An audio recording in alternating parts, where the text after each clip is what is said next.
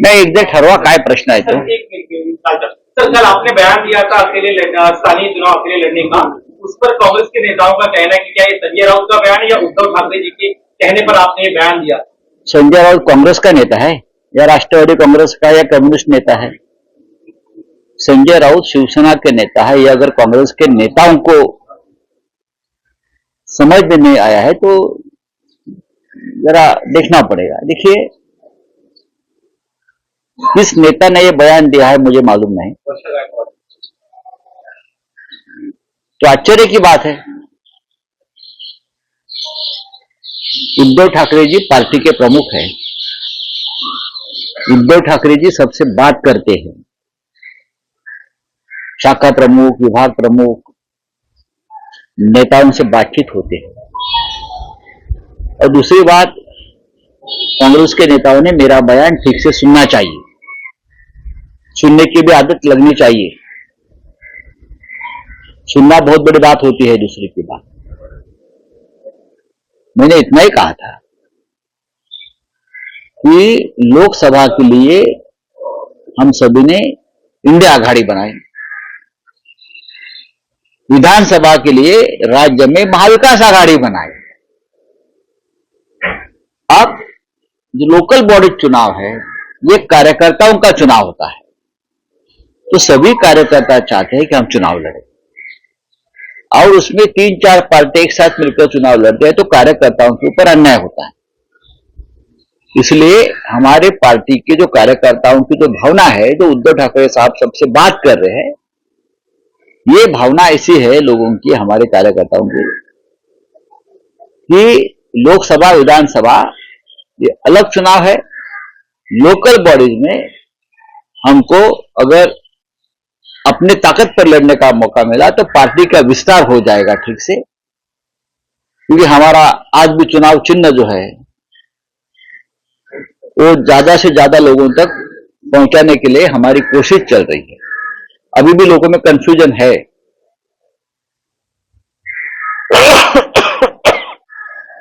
तो ग्राम पंचायत, नगर पंचायत, जिला परिषद, कॉरपोरेशन यानी महानगर पालिका, ये चुनाव से मौका मिलता है ज्यादा से ज्यादा लोगों तक पहुंचने को.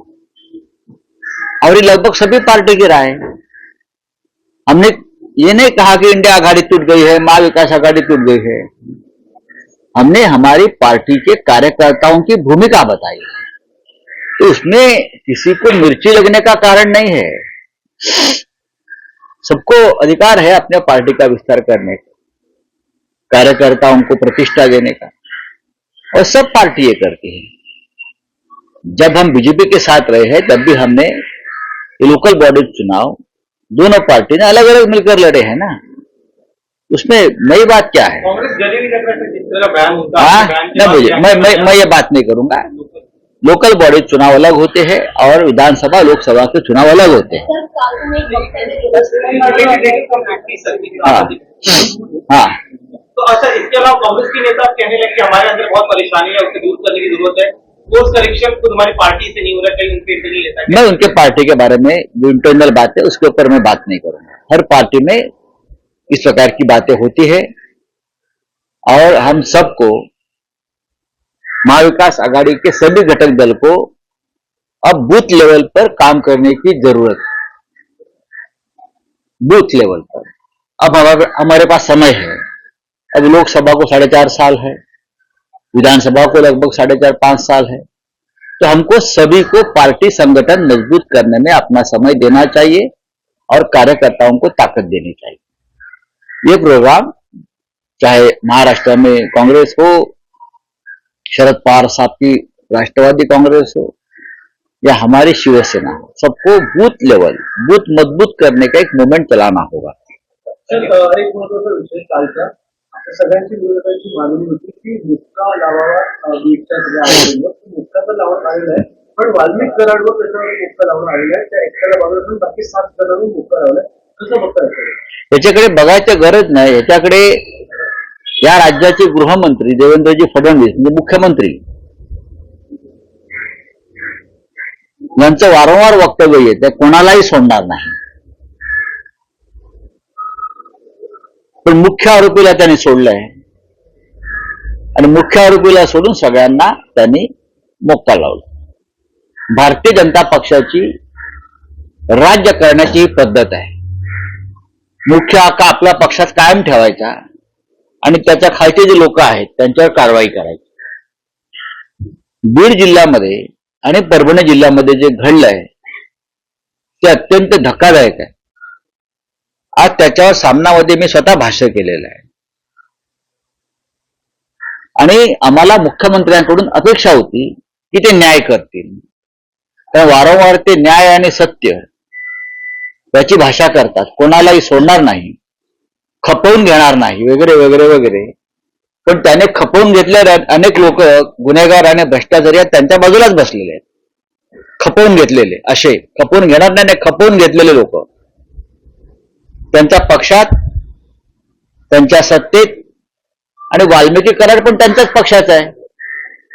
त्याच्यामुळे त्यांनी खपवून घेतलेलं आहे आणि जे लहान मासे आहेत ते कापलेले आहेत. मोठा मासा आहे बाहेर ठेवलाय, तो आता येईल 15-1 दिवसात बाहेर येईल. साधा खंडणीचा गुन्हा आहे त्याच्यावर टाकलेला. बाकी काय कोण कोणाला वाचवत आहे. आणि हे राज्य म्हणजे माफियांचं राज्य कसं झालंय. शिकागोमध्ये अशा प्रकारचं राज्य एकेकाळी चालत होतं. राज्यकर्ताच माफियांचा समर्थक होता, राज्यकर्ताच माफियांना मदत करत होता आणि अशा प्रकारे शिकागोमध्ये माफियांचं राज्य सुरू झालं होतं. या महाराष्ट्रामध्ये त्याच पद्धतीचा राज्यकारभार सुरू आहे. बीड आणि परभणीतल्या घटनेवरून दिसतो. बीडचे आमदार, त्या भागातले आमदार सुरेश धस हे भारतीय जनता पक्षाचेच आहेत. संदीप क्षीरसागर हे राष्ट्रवादी काँग्रेस पक्षाचे. असे अनेक सर्व पक्षाचे लोक भले विरोधात असतील पण तुमच्याही पक्षाचे लोक आक्रोश करतायत. तरीही जर या राज्याचे मुख्यमंत्री ऐकत नसतील, समजून घेत नसतील, याचा अर्थ असा आहे की तुम्हाला मुख्य माफियांना वाचवायचं आहे आणि तुम्ही फक्त हे ढोंग करता कारवाईचं. हाच प्रश्न की अनुदान देतो म्हणून शेतकऱ्यांना पोहोचत, 140 शेतकऱ्यांना पोहोचत असा आरोप देखील आता शेतकऱ्यांनी वाल्मिक कराड. बघा आता एकदा मधाच्या पळावर दगड मारल्यावर त्या माशा येणारच अंगावर. आता झालंय. आता या क्षणी हळूहळू जे लुटले गेले आहेत, ज्यांची फसवणूक झालेली आहे, ज्यांना दहशतीखाली मारलं गेलं, त्याचे कुटुंबीय आता हळूहळू पुढे येतील. अशा वेळेला या सगळ्यांना मुख्यमंत्र्यांनी संरक्षण दिलं पाहिजे. या उलट मुख्यमंत्री मुख्य आरोपीला वाचवायला निघाले असं दुर्दैवाने मला म्हणावं असं वाटतं. आणि हे जे असे उद्योग असतात ते रिकाम टेकडेपणाचे उद्योग असतात. त्याला रिकाम टेकडेपणाचे उद्योग म्हणतात. राज्य करायचं नाही, घटना आणि संविधानाची बूज राखायची नाही आणि मग फक्त पक्ष आणि सत्ता टिकवण्यासाठी माफियांच्या राज्याला प्रोटेक्शन द्यायचं. त्याला एकेकाळी या मुंबईतले अंडरवर्ल्डचे लोक प्रोटेक्शन मनी घ्यायचे. आता सरकार ते प्रोटेक्शन मनी घेतंय का त्या लोकांकडून हे पाहावं लागेल. त्यानंतर महाविकास आघाडी कुठली आहे त्या चर्चा सुरू झाल्या, परंतु स्थानिक स्वराज्य संस्थेच्या निवडणुकांच्या माध्यमातून ही तरतूद आहे का? पुढे महाविकास आघाडीची मोड पुन्हा एकदा बांधली जाईल का? मी असं कधी म्हटलेलं नाही. शिवसेनेच्या कोणत्या नेत्याने असं म्हटलेलं नाही की इंडिया आघाडी फुटली आहे, महाविकास आघाडी फुटली आहे. स्थानिक स्वराज्य संस्थेसंदर्भात जर आम्ही एक भूमिका मांडत असू आणि भूमिका यासाठी मांडतो की माननीय शिवसेना पक्षप्रमुख उद्धव ठाकरे हे गेले महिनाभर साधारण राज्यभरातल्या कार्यकर्त्यांना भेटतायत, पदाधिकाऱ्यांना भेटतायत आणि त्यांची भावना आहे की स्थानिक स्वराज्य संस्था आपण स्वबळावर लढायला हव्या, ही त्यांची भावना आहे. महाविकास आघाडी विधानसभेसाठी होती, इंडिया आघाडी लोकसभेसाठी होती. स्थानिक स्वराज्य संस्थेसाठी ही आघाडी स्थापन झाली नव्हती. आम्ही भारतीय जनता पक्षाबरोबर असताना सुद्धा स्थानिक स्वराज्य संस्था स्वतंत्रपणे लढलो होतो.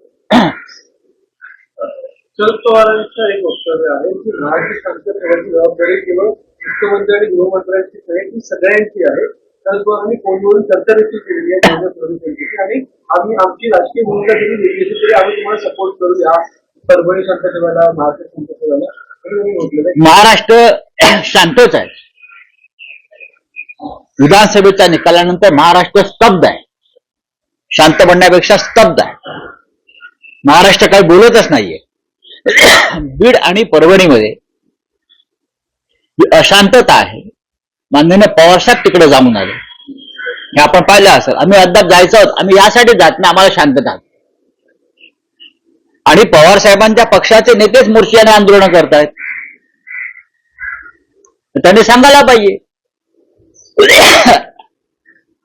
खून विसरून जा संतोष देशमुखचा. असं नाही होत. या राज्यामध्ये शांतता नांदायला हवी. आम्ही त्यांच्याशी सहमत आहोत, पण गुंडगिरीला समर्थन देऊन शांतता नांदणार नाही. वाल्मिक कराड सारख्यांना प्रोटेक्शन देऊन शांतता नांदणार नाही. आणि संतोष देशमुख सारख्यांचा खून पचवून किंवा सोमनाथ सूर्यवंशीचा खून पचवून शांतता नांदणार नाही. थँक्यू. सर तुम्ही स्वबळाचा नारा दिला, मात्र यावर नका काँग्रेसचे नेते देखील इथे नाराज आहेत. नाही, ठीक आहे. एकत्रित चर्चा करून हा निर्णय घेतला. मी मगाशी काय म्हणालो, त्याने आमचं विधान ऐकायला पाहिजे, आमच्या नेत्यांचं विधान ऐकायला पाहिजे. आम्ही असं कधी म्हटलो नाही की इंडिया आघाडी तुटली पाहिजे. इतर लोक म्हणत असे महाविकास आघाडी फुटली पाहिजे, असं आमचं विधान नाहीये.